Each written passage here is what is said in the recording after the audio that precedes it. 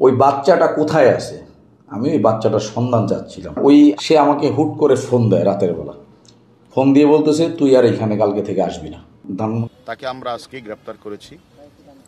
সে তার উত্থানটা হচ্ছে তার বাবাকে পিটিয়ে সে এলাকাবাসী তারে ধরে এলাকা ছাড়া করে। এখানে মিল্টন সামাদ্দারকে আমরা আজকে আপনাদেরকে একটা ভিডিওতে দেখাবো যে একজন মাওলানা সাহেব তিনি অভিযোগ দিচ্ছেন যে তিনি একটি বাচ্চাকে মিল্টন সামাদ্দারের প্রতিষ্ঠানে রেখেছেন, কিন্তু পরবর্তীতে তিনি তার মুখে যে কথাটি বলেছেন সেটা শোনার পর আমি খুবই আশ্চর্যান্বিত হয়েছি। এই কারণে যে মিল্টন সামাদ্দার তিনি সেবার আড়ালে এত ভয়ঙ্কর একটি কাজ করে যাচ্ছেন, যেটি শুনলে সত্যি সবারই খারাপ লাগবে। বিষয় হচ্ছে মিল্টন সামাদ্দারের কাছে একটি শিশু রেখে যাওয়ার পরে বলছে আমি কিছুদিন পরে আমার শিশুটাকে দেখতে আসব। মাওলানা সাহেব রাস্তায় পেয়েছেন একটা শিশু সন্তানকে, যার কোনো পরিবার নাই, পিতামাতার খোঁজখবর নাই, তিনি রাখছেন কিছুদিনের জন্য। কিন্তু এরপরে তিনি ওই লোকটাকে 10,000 টাকাও দিয়েছেন লালন পালন করার জন্য। পরে 1-1.5 মাস পরে তিনি ওই বাচ্চাটাকে খোঁজখবর নেওয়ার জন্য গেলেন। মিল্টন সামাদ্দার মাওলানা সাহেবের সাথে প্রচণ্ড গালিগালাজ, খারাপ ব্যবহার, দুর্ব্যবহার করলেন এবং এই কথা বলে দিলেন তিনি যাতে এইখানে আর না আসে, তার প্রতিষ্ঠানে আর না আসে। মাওলানা সাহেব খুবই অবাক হয়ে গেলেন, আশ্চর্যান্বিত হলেন। কিরে আমি বাচ্চা রাখলাম, একটা শিশু রাখলাম, এটাকে দেখাশোনা করার দায়িত্ব তো আমার।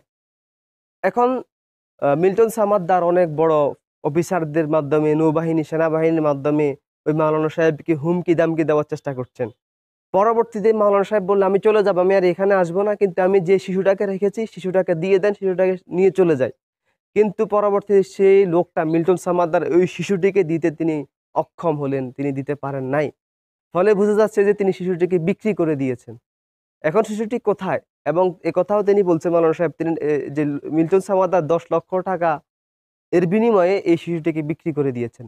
যদি এটি হয়ে থাকে এবং তিনি এটা করে থাকেন, তাহলে খুব শীঘ্রই সরকার যেন তাকে কঠিন থেকে কঠিন শাস্তি দেন।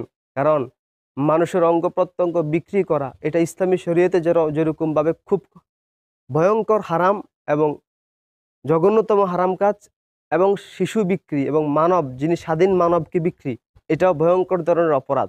যারা এই অপরাধের সাথে জড়িত তাদের দুনিয়াতে শাস্তি হওয়া উচিত এবং আখিরাতে তাদের অবশ্যই শাস্তি হবে। এবং এই মিল্টন সামাদ্দারের ব্যাপারে তদন্ত করা দরকার, আসলে তিনি কি প্রকৃতপক্ষে নির্দোষ নাকি তিনি আসলে একজন মানবতার সেবার আড়ালে একজন ভয়ঙ্কর সন্ত্রাসী। এবং আমরা আরেকটি জিনিস দেখতে পেয়েছি যে যে তিনি তার প্রতিষ্ঠানের পাশে একটি এতিমখানা ছিল, সেই এতিমখানাতে তিনি মৃত মানুষদেরকে ওখানে গোসল দেওয়াতেন, ফ্রি গোসল দেওয়াতো, ফ্রি এখানে জানাজার নামাজের ইমাম সাহেব নামাজ পড়াতেন এবং একটা মানে সামাজিক বা কিংবা একটা ঘরোয়াভাবে মানুষের কবর দেওয়া হয়ে যেত। অন্যান্য মানুষরা জানতে পারতো না, কারণ বৃদ্ধাশ্রমে যারা বেশিরভাগ আসে এদের পরিচয়হীন ব্যক্তিরাই আসে। তো ফলে যে ঘটনাটি ঘটছে, কিছুদিন পরে যখন যারা মৃত ব্যক্তিদেরকে গোসল দেয় তারা দেখতে পেল যে মৃত ব্যক্তিদের পেটের জায়গায় প্রত্যেক সময় দেখা যাচ্ছে এদের পেটের মাঝে ছিঁড়া দাগ, নাভির নিচে ছিঁড়া দাগ। তখন তারা জিজ্ঞাসা করলেন মিল্টন সামাদ্দারকে যে আপনারা যত মৃত ব্যক্তি পাঠান তাদের প্রত্যেকের পেটে কেন সিলের দাগ?